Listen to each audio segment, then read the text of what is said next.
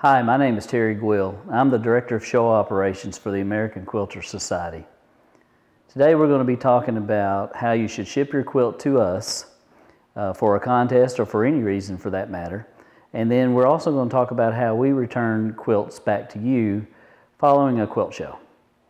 So one of the first things you want to do when you're considering to ship a quilt is to choose a sturdy box.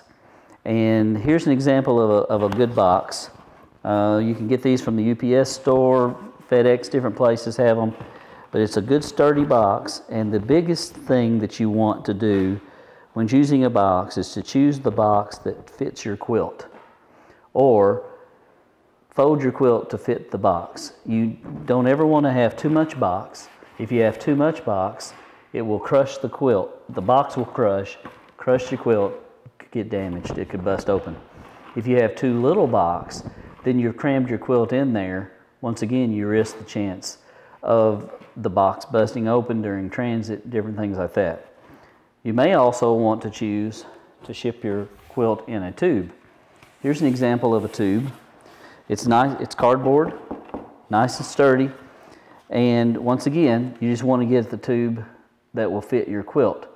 A lot of folks use a swimming noodle or a smaller tube like you would have Christmas paper wrapping around, something like that, to wrap your quilt on the inside.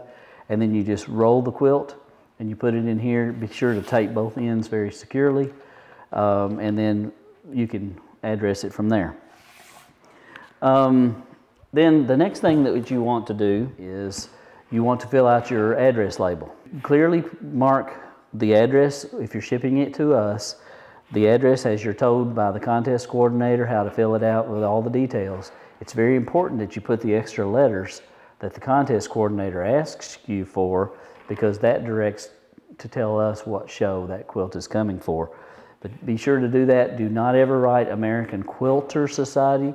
Don't use the word quilt. So we just put AQS and the address, and then you put the quilt label on the top of the box.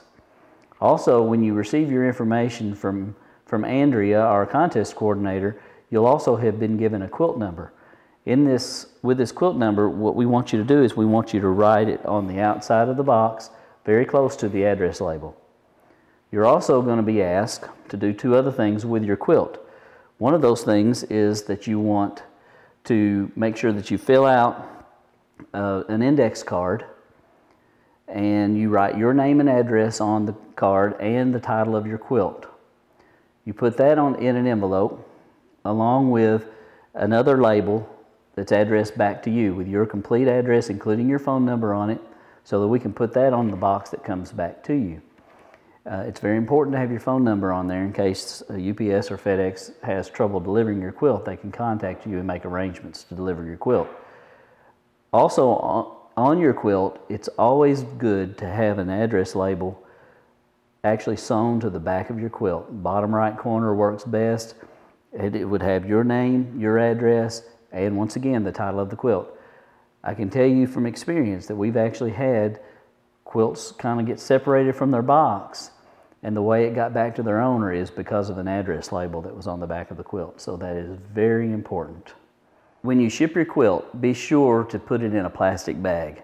That's very important in case, for God forbid, something happens and it rains or the box gets wet. That'll keep your quilt from getting wet.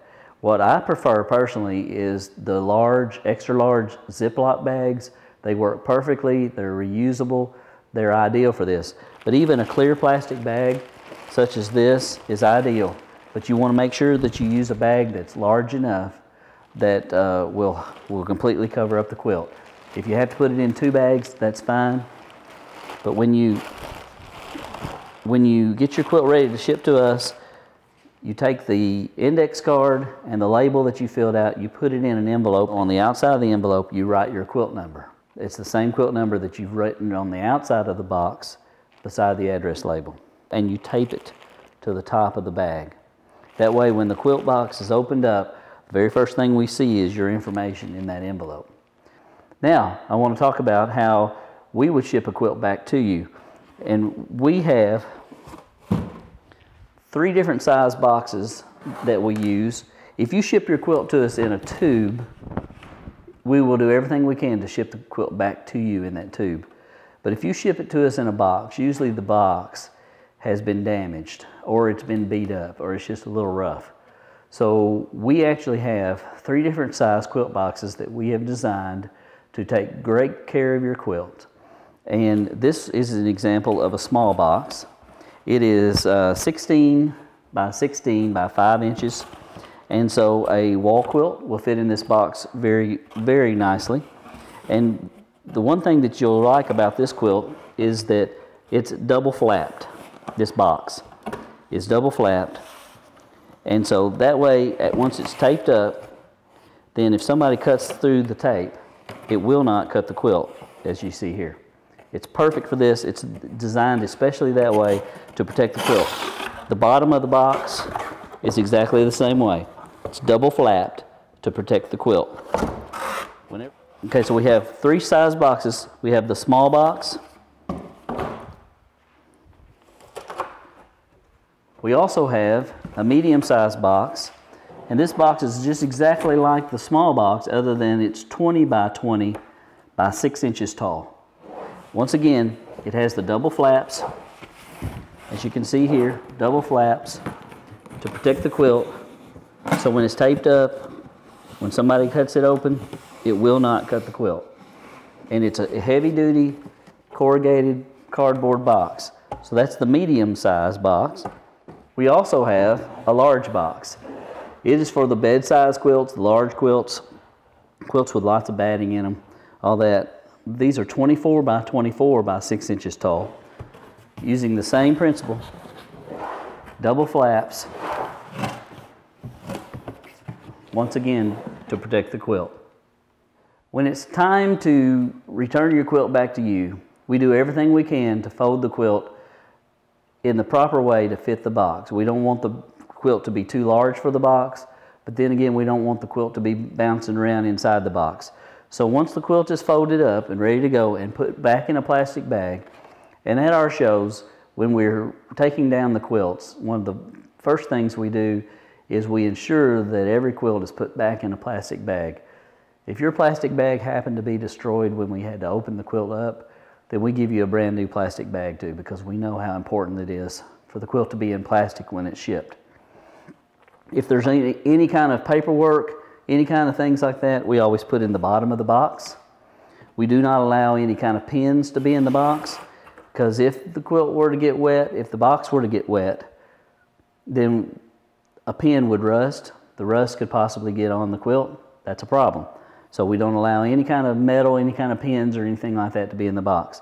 Once the quilt is folded, put back in the plastic, then we put it inside the box, and we place it in there, and we do it as neatly as possible. And then we fold the flaps over. Then it's taped up. The label's already on it that you provided to us. Everything's ready to go. We have the information usually written out here to the side, how it's going to be shipped, how much insurance that you asked for. So now the next step is, once we get it back to our home office in Paducah, is the very next day we will ship your quilts back to you, unless you made other arrangements with us. If you were to have shipped your quilt to us in a tube like this, we will not try to force that show book into a tube like this.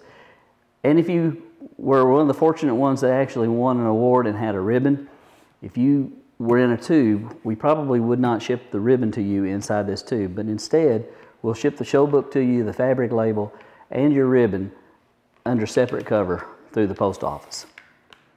I hope this short little video has given you some insight into how we receive your quilts and how best to ship it to us, and also the process that we go through to return your quilt to you after a show. And I look forward to seeing all of your wonderful quilts in the very near future.